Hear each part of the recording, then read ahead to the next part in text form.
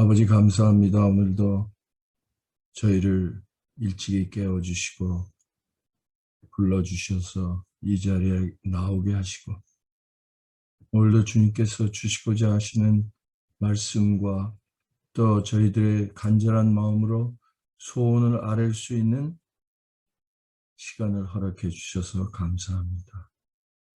성령께서 이 자리에 계시고 저희의 마음을 인도하셔서 온전히 주님의 뜻을 깨닫고 주님의 뜻대로 하는 기도를 드릴 수 있도록 저희를 이끌어 주시옵기를 우리 주 예수 그리스도 이름 받들어 간절히 기도드렸습니다. 아멘.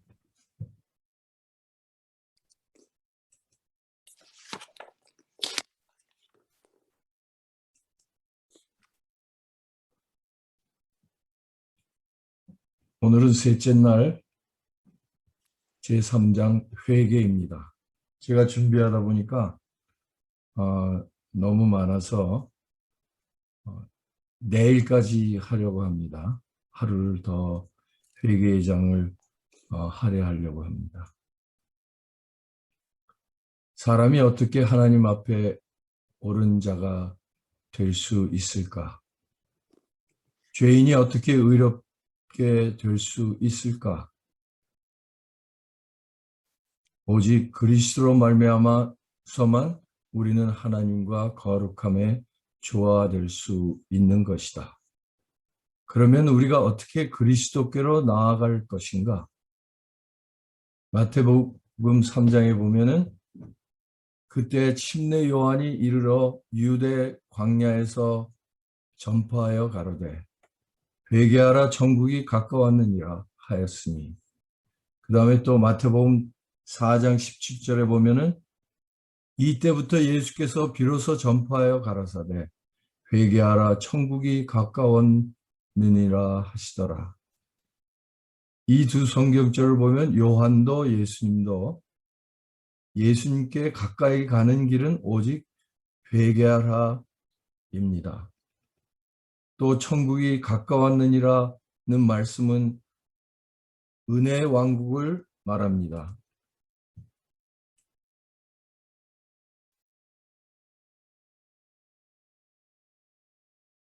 예수님의 십자가의 공로로 약속하신 성령님을 통해서 예수님께서 우리 안에 거하실 때 이루어지는 천국입니다. 요한일서 2장에 보면은 너희는 옷을 찢지 말고 마음을 찢고 너희 하나님 여호와께로 돌아올지어다. 마음입니다. 마음으로부터 우러나오는 것이 참 회개입니다. 어제 사람이 하나님의 형상대로 창조되었다는 것은 그들의 마음이 감동되었을 때 행동에 옮길 수 있다는 것을 하와의 창조로 말씀드린 것 생각나시죠? 더 구체적으로 말하자면 성령님에 의해 하나님과의 친밀한 관계에 의해 감동됨으로 이루어질 수 있습니다. 이것을 화이트보이는 이렇게 말합니다. 회개라는 것은 죄를 슬퍼하고 죄에서 떠나는 것을 의미하는 것이다. 슬퍼하고 우리가 죄가 얼마나 악한 것인지 깨닫지 못하면 죄를 버리지 않게 될 것이요. 또한 진심으로 죄에서 떠나지 아니하면 우리 생애에 진정한 변화가 있을 수 없을 것이다. 많은 사람은 오순절에 허다한 무리가 죄를 깨닫고 우리가 어찌할꼬 하고 질문한 것과 같은 질문을 하고 있다. 이에 대한 베드로의 대답의 첫마디는 회개하라는 것이었다. 그런지 얼마 후에 그는 말하기를 회개하고 돌이켜 너희 죄 없이 함을 받으라고 하였다. 그래서 진정한 회개는 회개하고 돌이켜 너희 죄 없이 함을 받기 위함입니다. 하나님의 뜻대로 하는 근심은 후회할 것이 없는 구원에 이르게 하는 회개를 이루는 것이요. 하나님이여 주의 인자를 쫓아 나를 긍휼히 여기시며 주의 많은 자비를 쫓아 내 죄가를 도말하소서. 나의 죄악을 말갛게 씻으며 나의 죄를 깨끗이 제하소서. 대저 나는 내 죄가를 아오니 내 죄가 항상 내 앞에 있나이다. 그래서 진정한 회개는 우리가 죄인인 것을 우리의 죄를 깨닫고 그것을 죄 없이 함을 받기 위한 것이었다. 나의 죄악을 말갛게 씻기며 이러한 회개는 우리 자신의 힘으로 할 수 없는 것이다. 이것은 승천하시고 사람들에게 선물을 주시는 그리스도로 말미암아서만 얻는 것이다. 이 말씀은 내일 더 자세히 말씀드리겠습니다. 만일 진정한 회개를 우리의 힘으로 할 수 없다면 어떻게 할 것인가? 라는 질문이 생깁니다. 많은 사람은 바로 이 점에 있어서 실패하여 그리스도께서 저들에게 주시기를 원하시는 도움을 받지 못한다. 저들은 먼저 회개하지 않으면 그리스도께 나아갈 수 없다고 생각하는 동시에 회개는 저희 죄의 사유를 받게 하는 준비라고 생각한다. 물론 회개가 죄의 사유보다 먼저 있을 것은 사실이나 이는 구주의 필요성은 마음이 상하고 통회하는 자만이 느끼는 까닭이다. 그러나 죄인이 예수께로 나아가려면 반드시 그가 회개할 때까지 기다려야 할 것인가? 회개가 죄인과 구주 사이의 한 장애물이 되어야 할 것인가? 성경은 수고하고 무거운 짐진 자들아 다 내게로 오라는 그리스도의 초청에 응하려면 먼저 회개하여야 한다고 가르치지 아니한다. 진정한 회개를 하게 되는 것은 오직 그리스도께로부터 나오는 은덕이다. 베드로는 다음에 기록된 이스라엘 사람들에게 말한 그의 말 가운데 이상의 말의 뜻을 밝히 드러냈다. 이스라엘로 회개케 하사 죄사함을 얻게 하시려고 그를 오른손으로 높이사 임금과 구주를 삼으셨느니라. 우리는 그리스도 없이 죄사함을 받을 수 없는 것처럼 그리스도의 신이 성령이 우리의 양심을 깨우쳐 주지 않으면 회개할 수 없는 것이다. 많은 재림교인들은 이 점에서 걸려 신앙생애를 기쁘게 하지 못합니다. 차라리 믿기만 하면 계명을 지키지 않아도 된다고 생각하는 싼 복음을 믿는 사람들은 착각이지만 기쁘게 사는데 율법을 지키지 못하면서 율법을 지켜야 된다고 생각하니 오히려 생활에 활력을 주고 기쁨을 주어야 될 신앙이 많은 때에 나에게 짐이 되고 또 자녀들에게 그렇게 가르치게 됩니다. 예수님 없는 율법은 율법주의에 빠집니다. 예수님 없는 믿음은 싼 복음주의로 빠집니다. 그래서 많은 재림교인들이 율법주의에 빠져 있습니다. 만일 안식일에 네 발을 금하여 내 성일에 오락을 행치 아니하고 안식일 일컬어 즐거운 날이라. 안식일을 지키는 것이 네 발을 금하여 내 성일에 오락을 행치 아니하고를 강조하고 안식일을 일컬어 즐거운 날이라를 차선으로 놓을 때 율법주의로 빠지는 지름길을 만드는 것입니다. 이것을 로마서 7장과 8장으로 설명해 보고자 합니다. 그런데 준비하다 보니 너무 길어져서 8장은 내일 하겠습니다. 로마서 7장은 바울이 다메섹에서 예수님을 만난 후에 이제까지 자기가 율법주의, 즉 하나님의 말씀을 자신이 지켜서 구원받으려는 시도가 잘못되었다는 것을 깨닫고 또 율법이 요구하는 것이 어떤 것인가를 깨달은 후 또 예수님의 도움 없이 시도하는 것을 기록했습니다. 여기에 중요합니다. 율법을 깨닫긴 깨달았는데 또 예수님 없이 자신이 시도하는 것입니다. 바울이 로마서를 쓸 때는 이미 그는 다 깨닫고 경험한 후 자기의 경험을 통해 유대인들이 예수님께 나올 수 있는 길을 보여주기 위해 쓴 것을 이해하면서 이 말씀을 연구해야 합니다. 이것은 굉장히 중요해요. 우리 재림교인들도 이것을 잘못 이해함으로 그들의 신앙이 그냥 로마서 7장에서 끝납니다. 거기서 헤매고 있어요. 형제들아, 내가 법 아는 자들에게 말하노니 너희는 율법이 사람의 살 동안만 그를 주관하는 줄 알지 못하느냐. 이 말씀을 설명하기 위해 한 예정을 듭니다. 남편 있는 여인이 그 남편 생전에는 법으로 그에게 매인바 되나 남편이 죽으면 그 법에서 자유케 되나니 다른 남자에게 갈지라도 음부가 되지 아니하니라. 이 말씀을 또 4절에 설명합니다.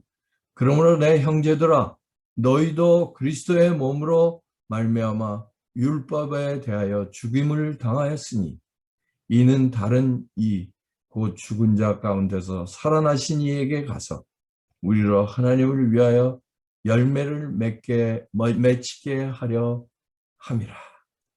여기에서 놀라운 진리가 있습니다. 두 말씀을 비교해서 생각할 때 처음 나오는 남편은 누구며 다른 남자는 누구입니까? 여기에서 보면은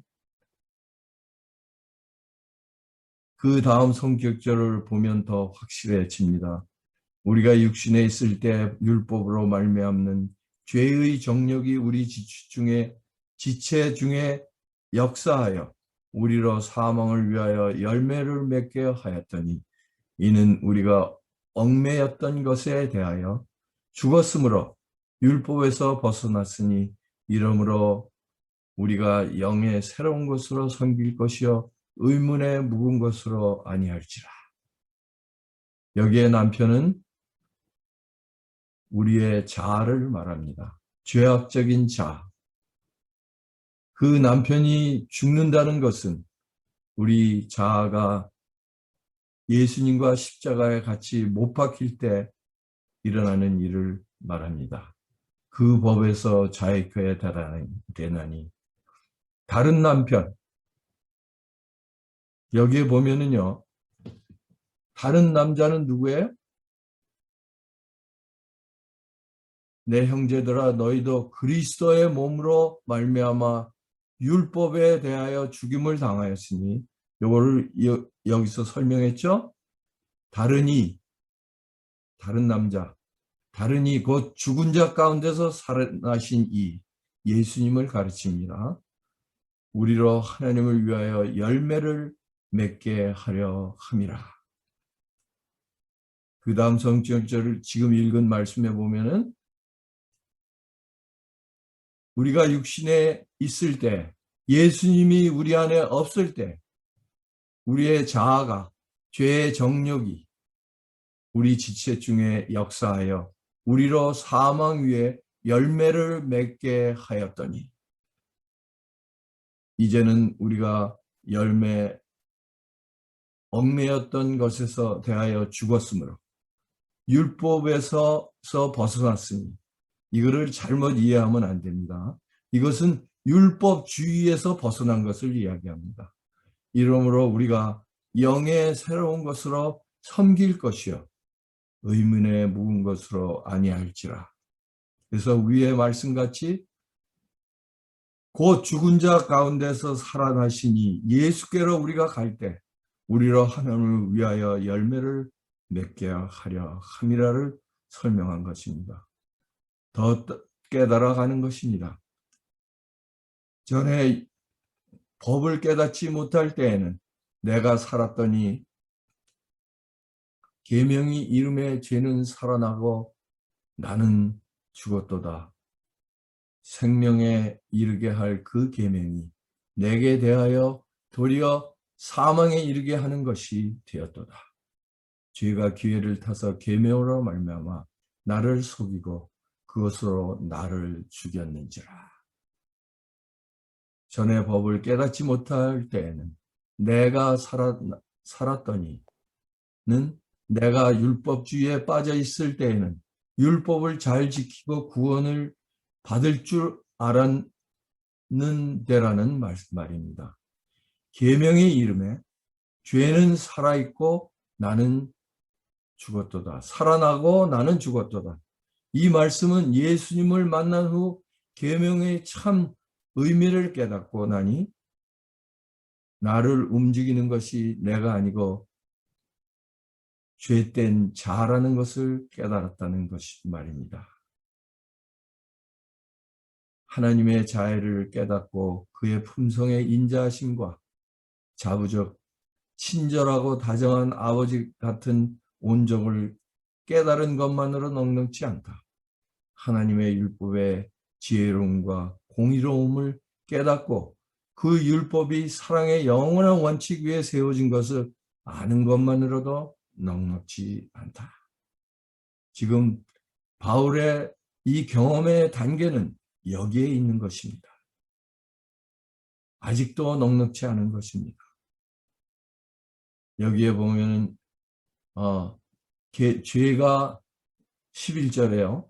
죄가 기회를 타서 계명으로 말미암아 나를 속이고 그것으로 나를 죽였는지라. 이 말씀은 죄가 계명을 잘못 이해하게 함으로써 내가 살았는 줄 알고 내가 계명을 지켜보려고 하는 시도에 있었다는 것을 말씀하는 것입니다. 나의 행하는 것을 내가 알지 못하노니 곧 원하는 이것을 행하지 아니하고 도리어 미워하는 그것을 행함이라. 만일 내가 원치 아니하는 그것을 하면 내가 이로 율법에 선한 것을 시인하노니 이제는 이것을 행하는 자가 내가 아니요 내 속에 거하는 죄니라. 원치 아니하는 그것을 하면 내가 이로 율법에 선한 것을 시인하노니 이 말씀은 율법은 나의 죄를 지적해서 그 죄를 깨닫고 그것을 시험 사함받기 위하여 예수님께로 가야 되는데 전에 율법주의에 빠졌던 대로 죄를 이겨보려고 시도하는 것을 의미합니다. 그는 이제 이것을 깨달은 것입니다. 이제는 이것을 행하는 자가 내가 아니요 내 속에 거하는 죄니라. 그래서 내 속에 있는 죄, 즉 죄된 자아인 것을 깨달은 것입니다. 내 속 사람으로는 하나님의 법을 즐거워하되 내 지체 속에서 한 다른 법이 내 마음의 법과 싸워 내 지체 속에 있는 죄의 법 아래로 나를 사로잡아 오는 것을 보는도다. 나의 양심은 옳게 살려고 하는데 내 자아가 더 강해서 그렇게 하지 못하게 하는구나. 이것이 많은 재림교인들의 절규 아닙니까? 그런데 슬프게도 그런 재림교인들도 그리 많지 않습니다. 로마서 7장은 이렇게 끝납니다. 우리 주 예수 그리스도로 말미암아 하나님께 감사하리로다. 그러즉 내 자신은 마음으로는 하나님의 법을, 육신으로는 죄의 법을 섬기노라. 우리 주 예수 그리스도로 말미암아 하나님께 감사하리로다. 이제 바울은 이런 잘못된 시도로 한 경험을지라도 성령의 도우심으로 예수님을 다시 만나는 경험을 하는 것입니다.